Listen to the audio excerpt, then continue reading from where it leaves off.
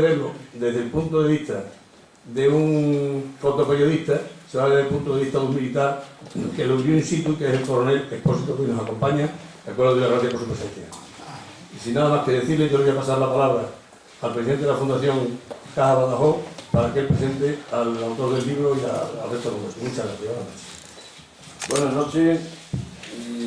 De alguna manera lo que yo quisiera exclusivamente es que todos ustedes, incluso la ciudad de Badajoz y todos aquellos que puedan vernos, que puedan entender cuál es la razón y la justificación de la publicación de este libro.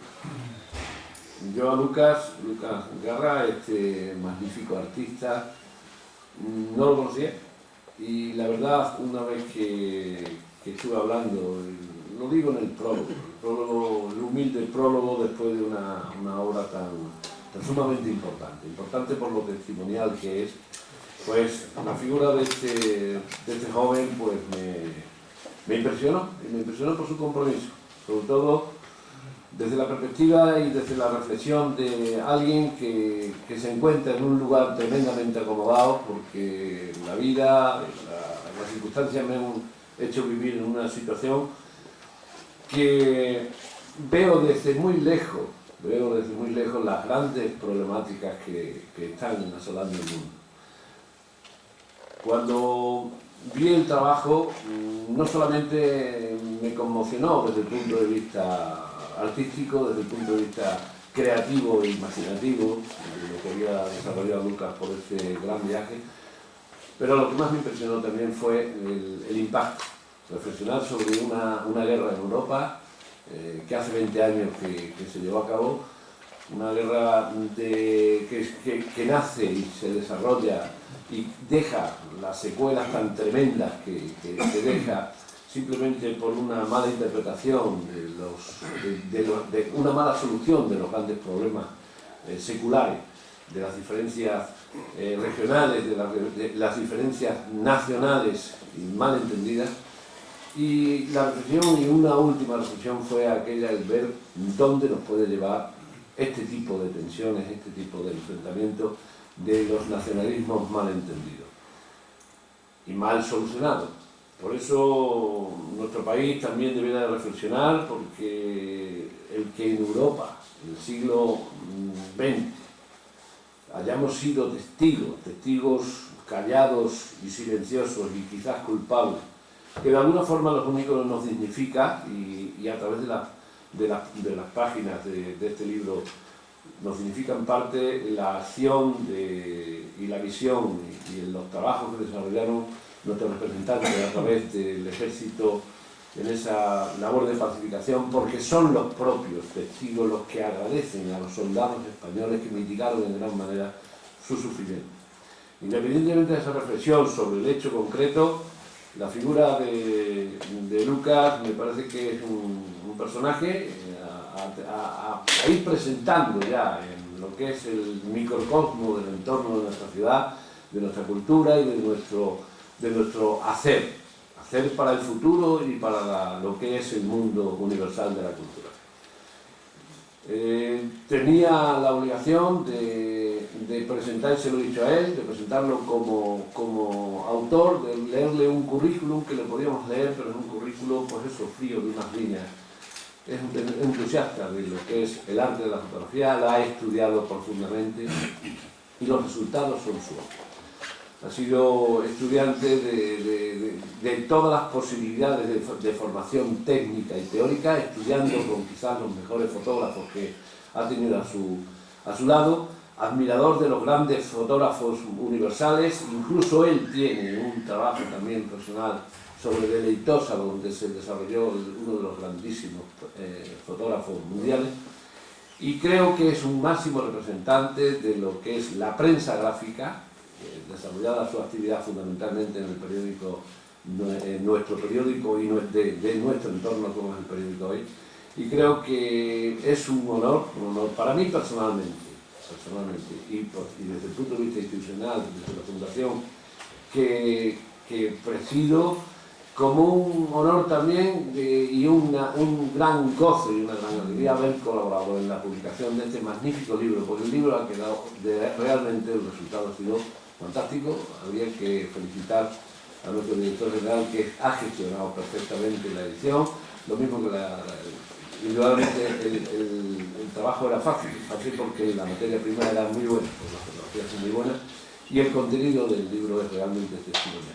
Así que no quiero marearlo más, yo les doy la palabra a Lucas, que es el real protagonista de esta visión, de esa mirada que lo único que nos provoca es un silencio de gran reflexión por lo que todavía queda allí, que la gente todavía no pueda entrar en determinados territorios que fueron suyos, de toda su vida, de toda su familia, con toda la problemática que acarrea una vez, porque principalmente desde el punto de vista físico les tienen vedado el poder entrar en sus tierras porque todavía están las trágicas minas antipersonas que están todavía regadas de manera indiscriminada en ese territorio que es uno de los territorios más bellos de Europa. Sin más, con ustedes Lucas Gama.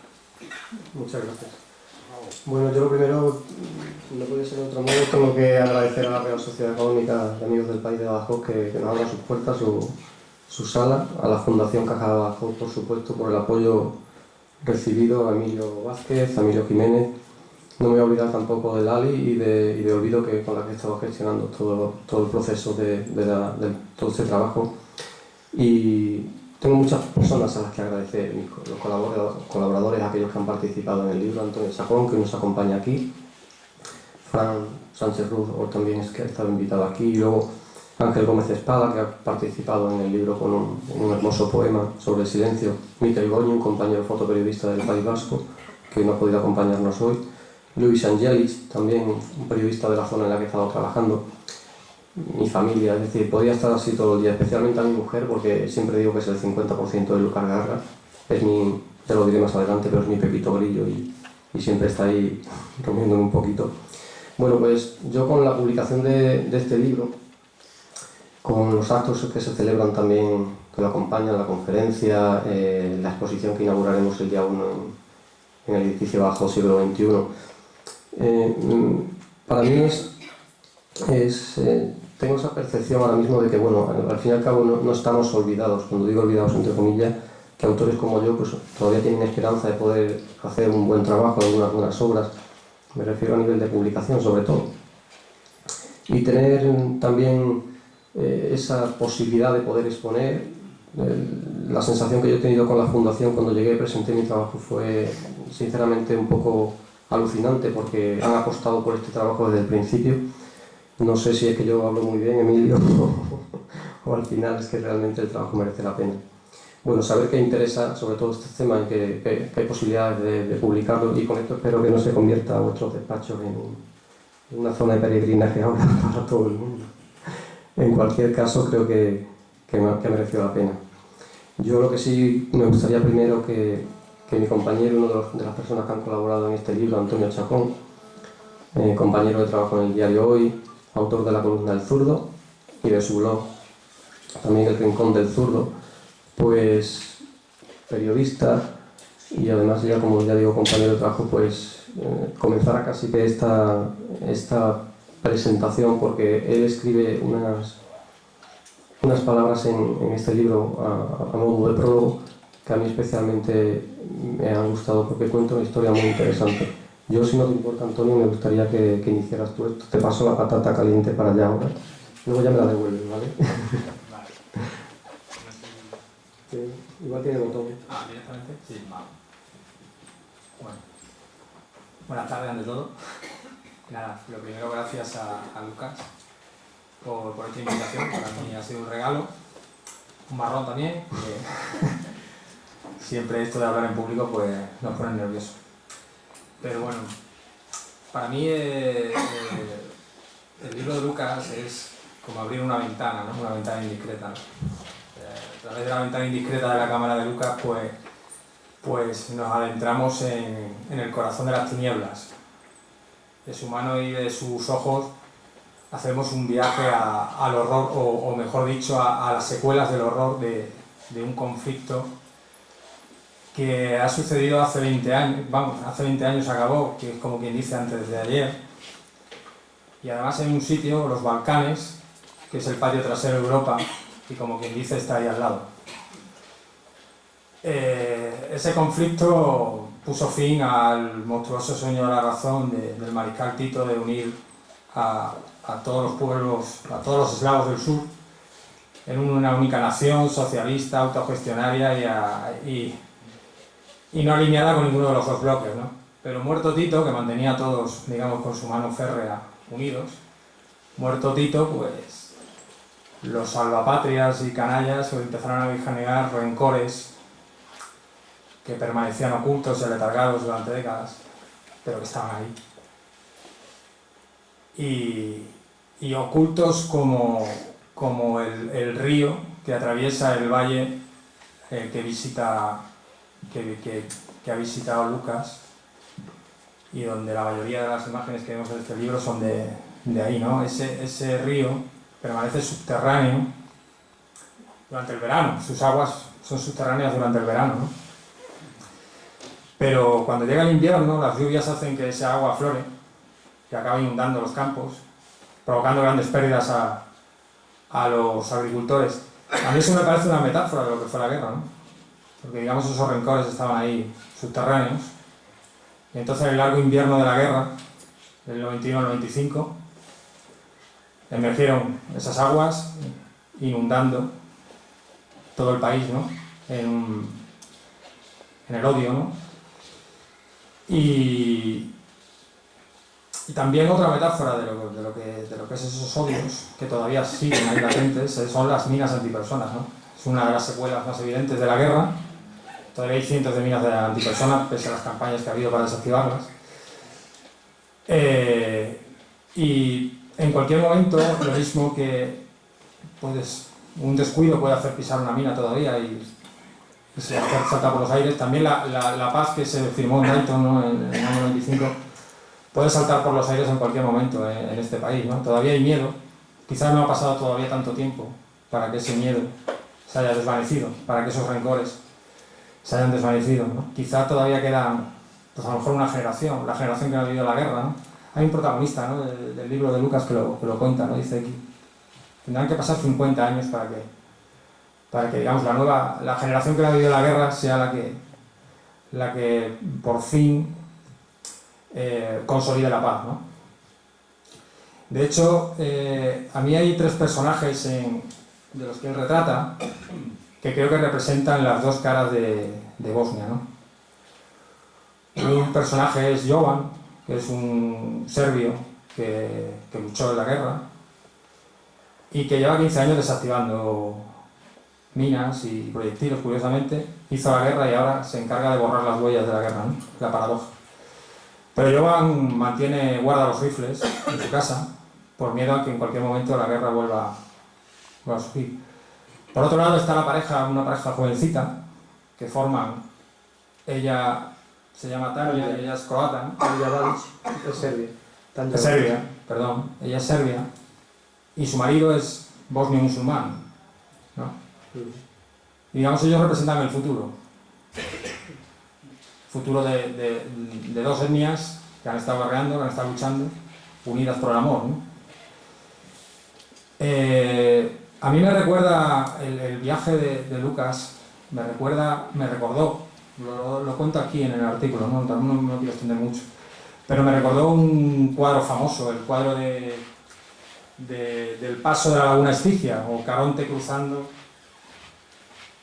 la laguna Estigia, ¿no? Del flamenco Joaquín Patini, ¿no? Ahí se ve a Caronte, ¿no? Que sabéis que es el que cruzaba las almas de los muertos a través del río Hades, que es uno de los ríos del inframundo, hasta el infierno, ¿no? Bueno, hasta el Hades, ¿no? Entonces, en ese cuadro se ve a Caronte y lleva un arma detrás y vemos dos orillas, a nuestra derecha, no, a nuestra izquierda, a la derecha del alma, está el cielo y a la otra orilla está el infierno, ¿no? El alma se debate entre irse al cielo o irse al infierno. el camino más fácil lleva al infierno, el camino más difícil lleva al cielo. Hay un ángel que le está haciendo señas para que se vaya al cielo, pero él al final se decanta por el infierno, ¿no? El río Estigia significa el río del odio, y en el cielo está el manantial donde nace el río Leteo, que es el río del olvido. Digamos que Jovan y esta pareja que forman Tania, la serbia Tania y el musulmán Saudín, representan esas dos caras, ¿no? de Serbia. La que mira al infierno, que sería Jovan, y mira al miedo a repetir los errores del pasado, y la que mira al futuro, mira al cielo, ¿no? Y a mí esto también me trajo a la memoria una película que, por esa época que me pidió Lucas que hiciera el artículo, curiosamente la vi y me llamó. Es una película francesa, se llama Le Nom de Jean. Aquí la han traducido Los nombres del amor, o sea, los nombres de la gente, ¿no? No voy a reproducir un diálogo que me parece muy expresivo de lo que quiero decir. Simplemente una parte del diálogo, ¿no? Hay un momento en que los dos protagonistas, ella es una francesa de origen árabe, aunque es atea. Lo que pasa es que su padre era argelino, casado con una hippie de los años 60. Y él es hijo de unos franceses que, según él, pues cumplen todos los tabúes de los franceses, pero guardan un gran secreto, que es que los abuelos eran griegos que habían sido deportados a un campo de exterminio por los nazis y murieron. Pero ellos ocultan ese origen judío. Y ella también oculta un secreto, que es que fue violada cuando era niña. Pese a esto, que parece tremendo lo que estoy contando, luego la historia está contada con mucha gracia, ¿no? Es una comedia, pero con tintes, digamos, graves. Bueno, pues hay un momento en que los dos hablan, ¿no? Y él, que es veterinario, hay un momento en que explica lo que es la biología híbrida. ¿Qué es la biología híbrida? Dice: en biología, dos especímenes que copulan con herencia genéticas distintas, perdón, no se llama biología híbrida, se le llama vitalidad híbrida. O sea, dos especímenes que copulan con herencia genéticas distintas. Por tanto, y ella dice, qué bello, ¿no? Porque ella dice que ellos son bastardos, que ellos no saben exactamente cuál es su origen, son bastardos. Y dice, cuando el mundo esté lleno de bastardos, entonces habrá paz. ¿Qué quiero decir con esto? Que es la vitalidad híbrida, que es la mezcla, que es el mestizaje, el mejor antídoto contra los nacionalismos, ¿no?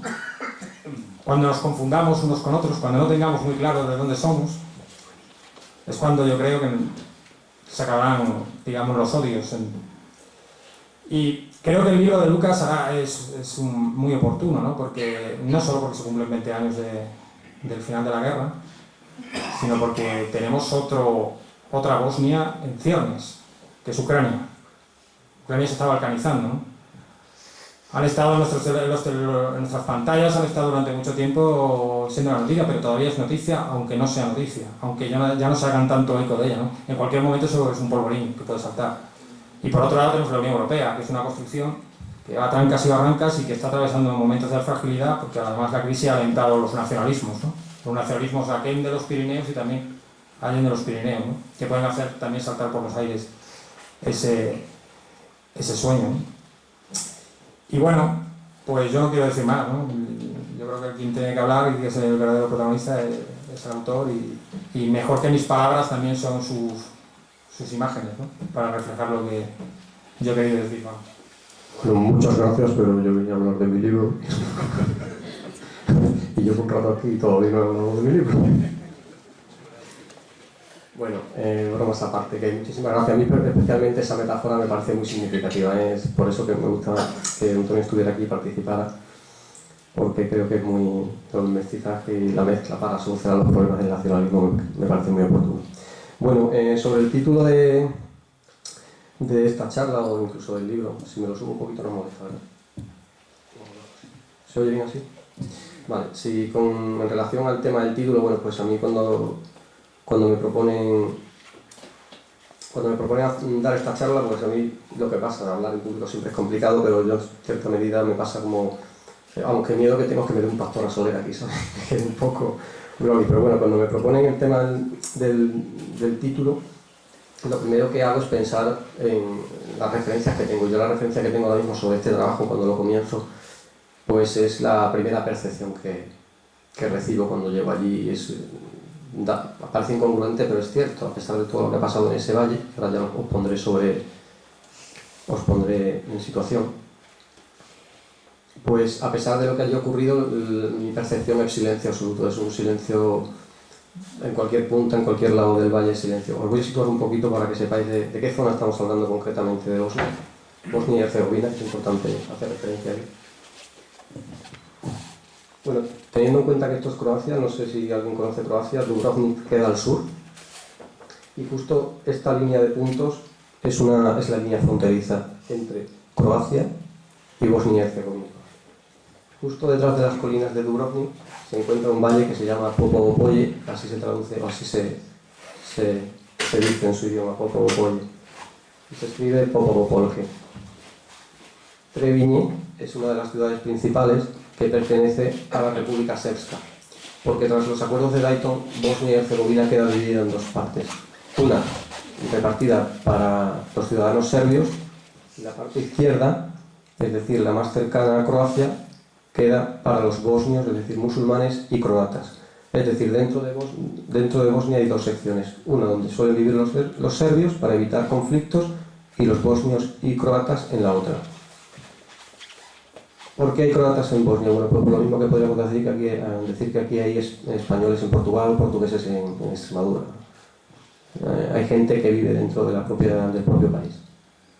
Tal vez luego Fran nos lo pueda aclarar un poco mejor cuando hable. La zona en la que yo me he movido es precisamente este valle. Y el hecho de elegir este valle, tal vez la primera pregunta es ¿de dónde nace este trabajo? Pues veréis, nace de la curiosidad, nace de la necesidad de comprender determinados asuntos que me inquietan, nace de preguntas que me hago, nace de intentar explicar historias que yo mismo no conozco, nace de todo esto. El hecho de estar allí es, bueno, pues en realidad es saber cómo viven, qué ha sido de ellos, en qué circunstancias están. El hecho de cómo descubro yo esta zona, cómo accedo a ella, pues en primer lugar esto nace de un viaje de placer que hago a Croacia con la familia, un viaje veraniego, pero a mí me pasa, no sé si a algunos periodistas más o fotógrafos, como tenemos aquí a Paco, que cuando estamos a lo mejor trabajando o de vacaciones incluso nuestro cerebro está buscando historias o está buscando temas interesantes. Pues yo la primera pregunta que me hago es una vez llego a Dubrovnik y veo pues esas maravillosas playas, todos estos, como decía una amiga mía, morenazos con el tanga oficial del país, ¿no? Que son muy pequeñitos para los chicos.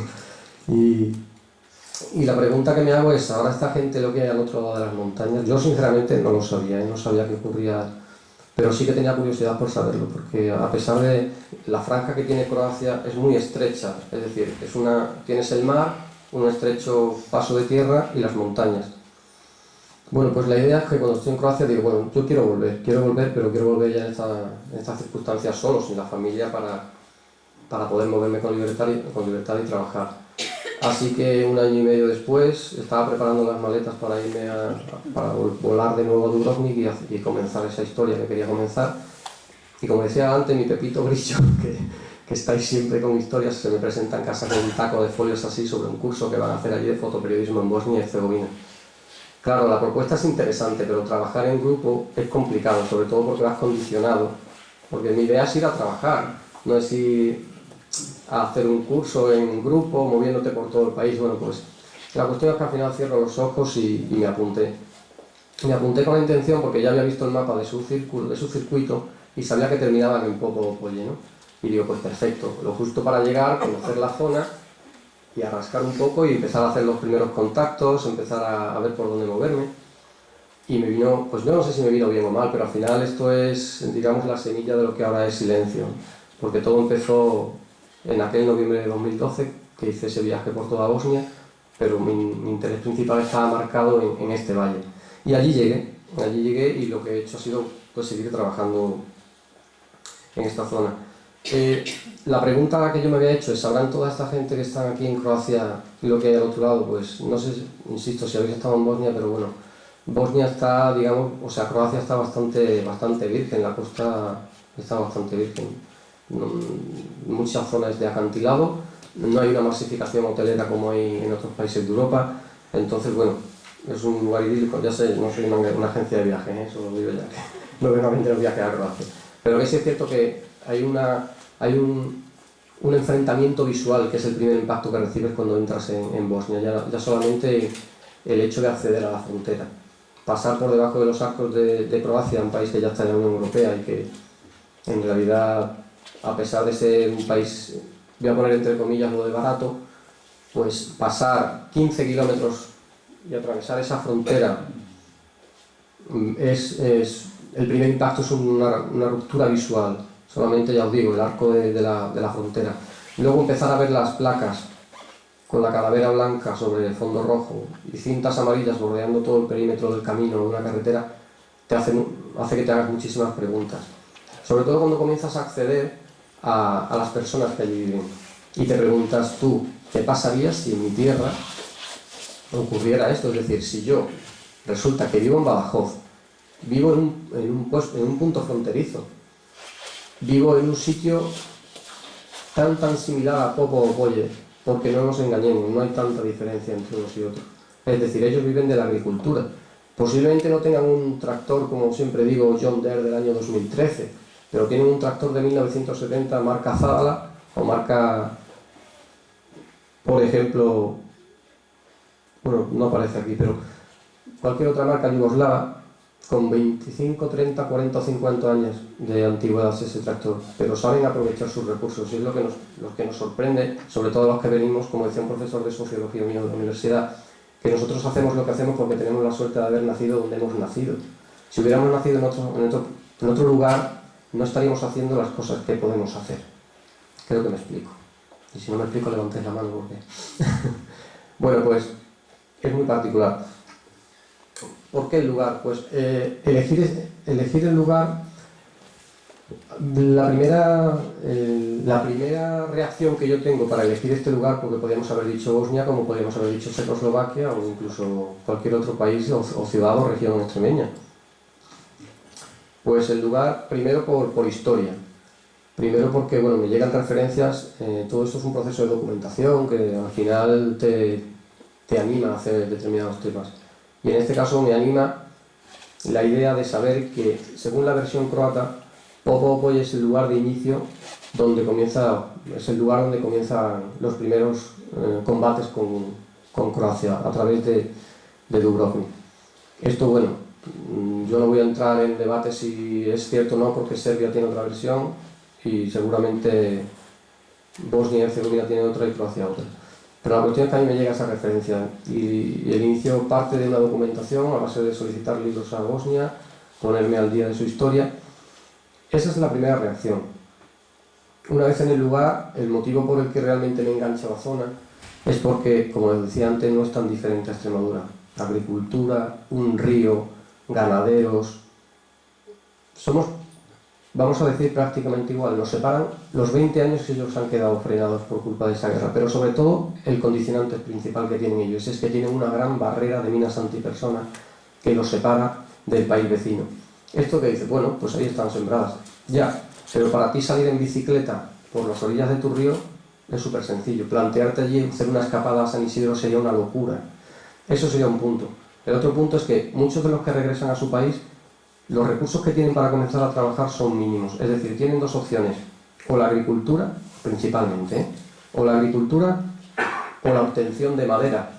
¿Qué ocurre? La madera está en los bosques. ¿Qué pasa en Popo-Oye? Toda la madera está en los bosques minados. Por lo tanto, tienes que descartar. Tú como agricultor, y más aquí en Extremadura, que tenemos unas fantásticas vegas, pasas un tractor y lo pasas en riesgo. Allí pasar un tractor es arriesgarse a encontrar un obús que aún no ha estallado. Todas estas cosas son las que me animan a mí a trabajar en Popo-Oye.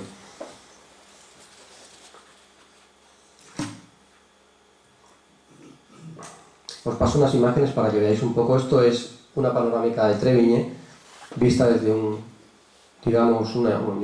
iglesia ortodoxa. Lo que se ve al fondo, esta es la ciudad más grande, Treviñe. A partir de aquí comienza el valle. La primera parte del valle se llama Bosque de Treviñe, pero a partir de ahí Popopolli.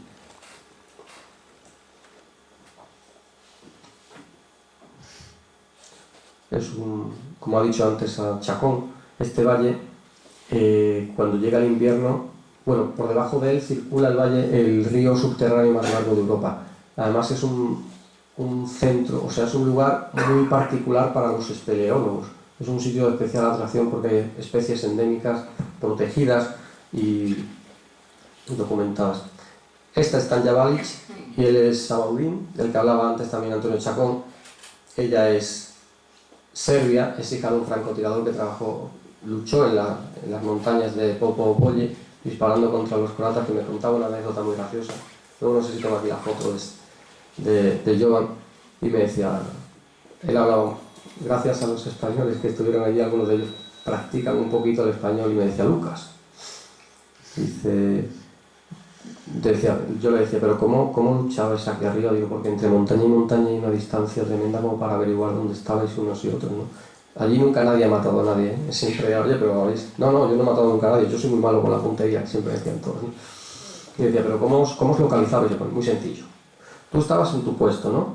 Y entonces mirabas con tu mira telescópica. Si veías humo decías, se está echando un cigarrito, vamos a esperar. Ahora, cuando se terminaba el cigarro empezábamos pum, pum, pum. O sea, son anécdotas divertidas para nosotros ahora, pero puestos en situación supongo que serían complicadísimas. Entonces, bueno, esta es la parte de Croacia que no quería que me saltara para que veáis un poco también la diferencia, ¿no? Croacia es bastante Dubrovnik, muy idílica, entonces uno está ahí de vacaciones y se plantea esas preguntas, al menos yo. Este es el puerto, las murallas con los transatlánticos. Allí llegan cientos de transatlánticos diariamente con miles y miles de turistas. Sin embargo, ahí nos quedamos, nos bañamos en las playas, jugamos al básquet, etc. Sin embargo, 15 kilómetros más allá hay un inmenso campo de minas antipersona que, dices, podría ser un lugar perfectamente turístico, simplemente adaptándolo a reconstruyendo esas casas que cayeron en la guerra, que salieron ardiendo. Pero es que es inviable, o sea, inviable económicamente, a pesar de las ayudas internacionales que tienen en el país. Estos son turistas, mientras ellos estamos, yo también he sido turista, pero a pequeñas escalas donde te vayas en Dubrovnik.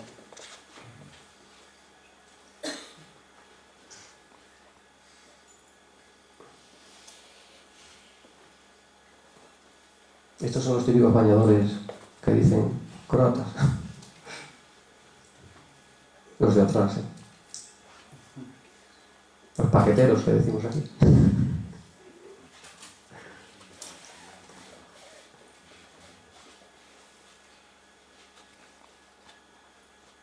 Bueno, esto es que me planteo del viaje. Y sí es importante para que veáis, porque os voy a poner unas fotos. Bueno, esto es de un nuevo trabajo que estoy haciendo yo, llevo ya 5 años trabajando en él, es sobre Extremadura, en una zona de Extremadura. Y para que veáis que perfectamente podría ser Popopolli, ¿no? Esto es Extremadura. Perfectamente, a lo mejor, si no digo nada, podría haber pasado por Bosnia y Herzegovina. Las pongo principalmente para que veáis que esto ya es Bosnia y Herzegovina y perfectamente podría ser un pueblito de Extremadura, o por lo menos así lo percibo yo, Al fin y al cabo la diferencia es mínima.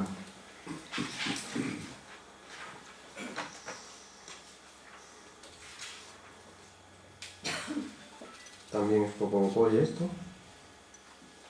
Bueno, a mí me surgían dudas, no que haya sido este valle después de la guerra, que ha sido de esas personas, que fue de sus casas, cómo se sienten ahora. Son preguntas que uno se va haciendo y va encontrando pues estas cintas amarillas a lo largo de todo el valle. Yo no dejaría salir a mi hijo por allí, por ejemplo, ¿no? O decir, papá, me voy a dar una vuelta en bicicleta. Todo esto trato de darme respuestas a esas preguntas que yo ya me había hecho previamente en Dubrovnik. Estos son algunas de las personas que se dedican a quitar las minas del lugar. Y luego aún así me siguen sorprendiendo cosas, porque desde aquí, que no tenemos percepción de realmente si la guerra ha terminado o no ha terminado, físicamente posiblemente sí, La cuestión es si estas personas que viven en concreto en este valle, porque para mí es una microsociedad que tal vez resuma todo lo que sería el país en general, pues encuentras a este, por ejemplo, es Jovan Balic, el francotirador del que se hablaba antes, y lleva tatuado en su brazo Dios guarde Serbia, y le preguntas si se lo borraría y te dice que no. O sea, seguimos todavía manteniendo un poco esos nacionalismos, ¿no? Y separarnos de ellos es complicado. Este es un soldado que también luchó en la zona. Además estuvo al mando de un comando. Las típicas minas antipersonas de la zona. Típicas minas que he estado hablando, por ejemplo, con personas pues que es raro no encontrar a alguien que haya perdido algún familiar. Y lo curioso es que estas minas son de plástico y parecen juguetes. Entonces, teniendo en cuenta que detrás del patio de tu casa comienza el bosque, no olvidemos que es una zona rural, si tu hijo sale, o tu hijo, o cualquiera, encuentra esto y lo ve como una pieza de plástico, lo puede coger perfectamente. Ahora que hace escasamente el año pasado creo que fue, se produjeron grandes inundaciones en Bosnia y parte de Croacia y parte de Serbia incluso, las zonas que estaban minadas con las fuertes lluvias arrastraron las minas. Algunas de las que ya estaban localizadas al ser de plástico flotan y ahora se han desplazado. Por lo tanto, comenzar una nueva búsqueda de esas minas conlleva nuevas inversiones económicas que es inviable a pesar de las ayudas humanitarias, a pesar de la ayuda internacional. En el libro hay cifras, lógicamente, de número de minas, número de personas afectadas. Hay también una pequeña parte en la que habla de las cantidades que se están invirtiendo y que se llevan invertidas desde el final de la guerra. Y en el fondo, perdón, es que no quiero perderme nada.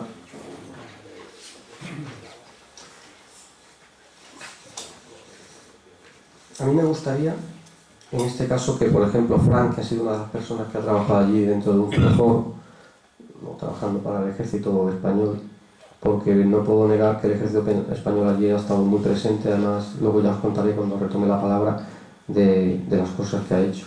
Pero me gustaría que Frank, que ha tenido la experiencia de estar precisamente justo cuando el último año en el que se iban a cerrar los acuerdos en Dayton, que fue el 94 o el 95, si no, la firma de los acuerdos de Dayton de paz fue en diciembre de 1995. Frank estuvo allí unos meses antes también trabajando. Me gustaría que nos contaras un poco tu experiencia. Voy a poner unas fotos tuyas de tu... Ahora continuamos también porque es interesante conocer también la experiencia.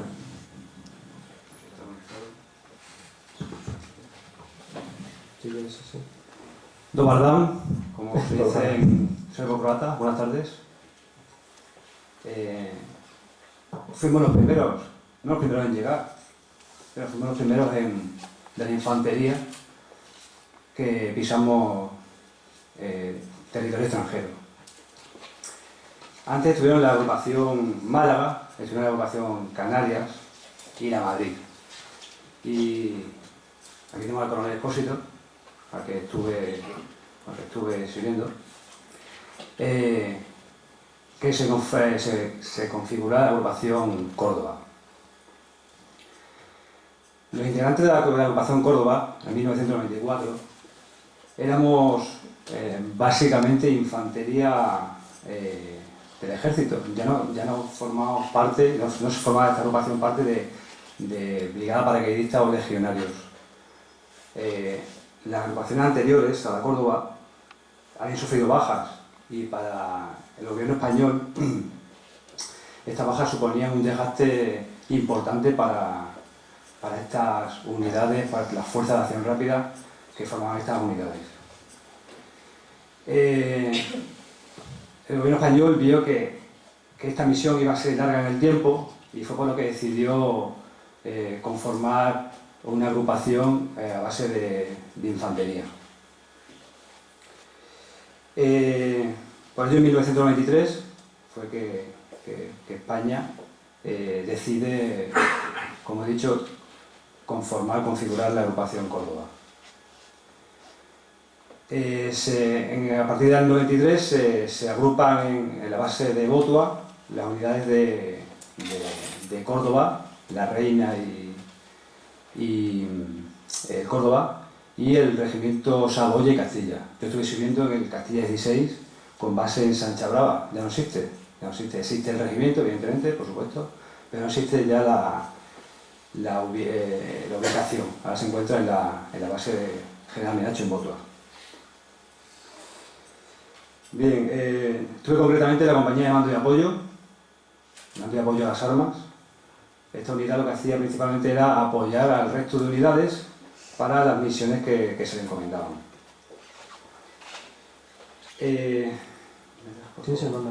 Puedes pasar.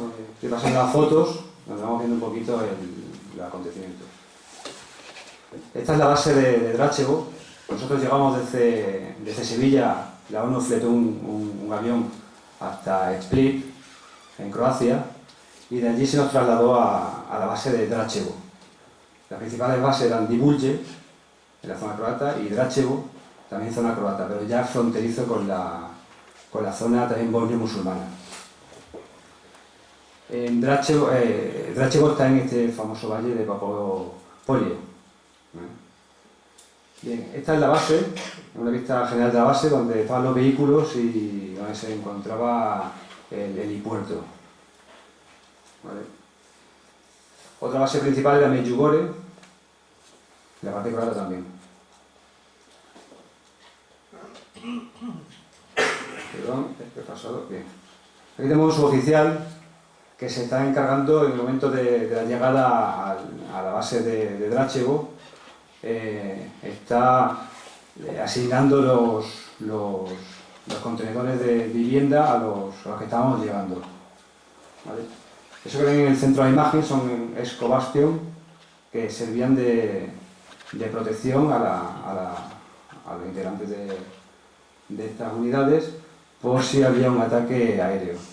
Perdóname, ¿las casas estas son para vosotros? ¿O? Sí, eso es la base militar de Dračevo y es zona de vivienda de los integrantes de la agrupación, de parte de la agrupación.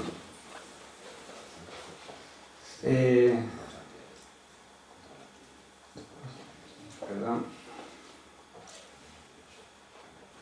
Bien. Las misiones distintas que teníamos la agrupación eran las de escolta de convoyes. En la agrupación Córdoba se incrementaron esas escoltas. La protección de itinerarios e infraestructuras. Tenemos también la de recuperación de puntos estratégicos para luego su recuperación por parte de los oriundos de la zona. Y como principal misión la desmilitarización de Mostar. Esta imagen es del Boulevard, el famoso Boulevard, que sirve de eje, o servía de eje en su época, de confrontación entre bosnios croatas y bosnios musulmanes. Al fondo ven un blindado del ejército español, un blindado BMR, un blindado medio rueda, que lo que hace es servir de barrera, digamos, entre bosnios croatas y bosnios musulmanes. Esto es lo que encontré cuando llegamos, lo que encontramos cuando llegamos la infantería. Legión y brigada paracaidista están acostumbrados a estas situaciones, pero nosotros no.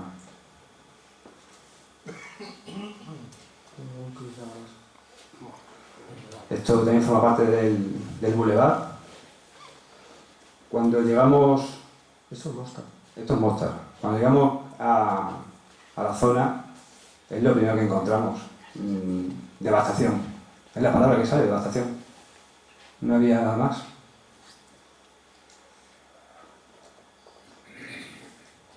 Por toda la devastación.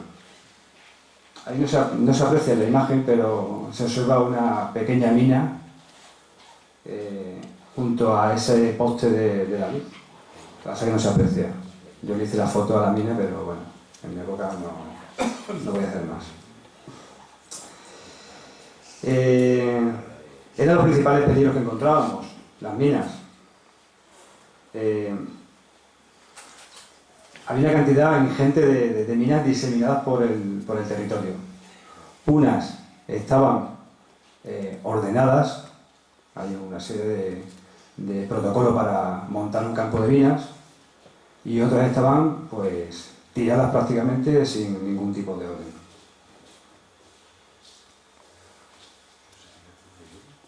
Aquí vemos una protección de escolta de un convoy, en este caso era de ACNUR, que pertenece a, como todos saben, a las Naciones Unidas, pero también protegíamos otro tipo de convoyes, de organizaciones gubernamentales sobre todo, organizaciones no gubernamentales sobre todo.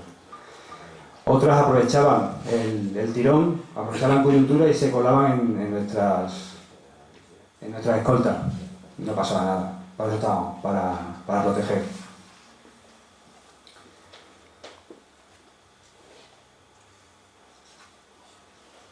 Esto es una de las rutas yablanicas, se denominaba la ruta Dolphin. Todos los puentes estaban volados, entonces pues lo que hizo la ONU fue montar unas plataformas sobre el río, puerto del río, para que los vehículos pudiesen circular en el eje Sarajevo-Mostar-Dubrovnik.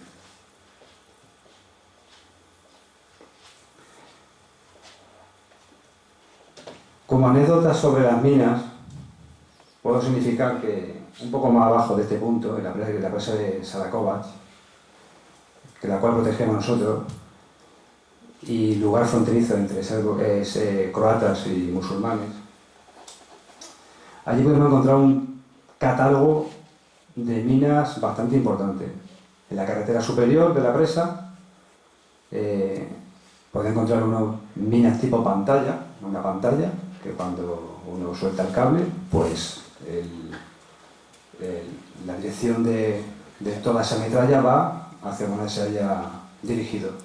Podemos encontrar minas saltarinas, suelto el cable, salta y a la altura del pecho explota para dos direcciones.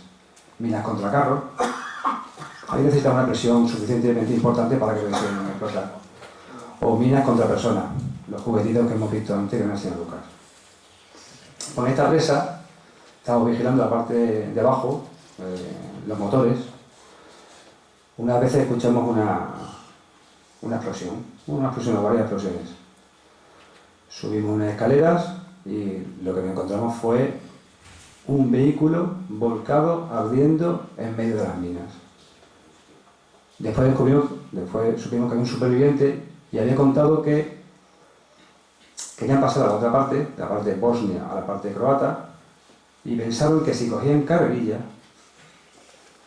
las minas saltarían por detrás. Eso lo pensaron. El único superviviente fue lo que nos dijo: nosotros cogemos carrerilla suficiente y como en las películas van saltando por detrás y nosotros nos libramos. Negativo. La primera en la cara. El coche podía haber parado, pero como el conductor estaba muerto en primer acto, con su inercia siguió y hasta que se pudo detener contra el muro de la presa. Las minas no conocen a sus dueños. Las minas no conocen quién las ha puesto. Son más personales. Había minas claramente visibles, como las que le he contado, y otras que eran prácticamente invisibles. Aquí estamos viendo cómo ingenieros en Mostar están preparando cargas explosivas para derruir ese puente, inservible totalmente, porque la artillería croata, al igual que hizo con el Stari Most o Puente Viejo, tiró, de ahí viene la palabra Mostar, la ciudad de los puentes, pues ingenieros nuestros están preparando el puente para derruirlo y montar en primera instancia uno de campaña, hasta que después se pudiese montar uno ya provisional.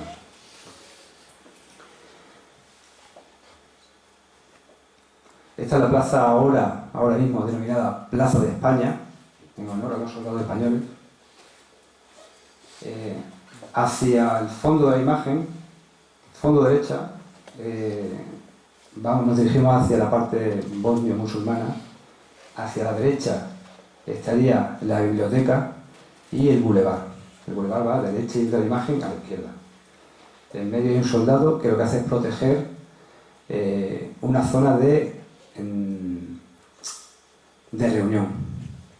Las familias croatas y las familias musulmanas que se habían disgregado tenían una zona asignada con un horario para reunirse. Después cada uno tenía que volver a su punto, a su domicilio. Eso son 4 años. Sí, un 4 de línea. Esto es la protección de un punto de control de una presa de una central eléctrica. Están el blindado protegiendo esa zona para que Bosnia-Croata pues no la saboteasen.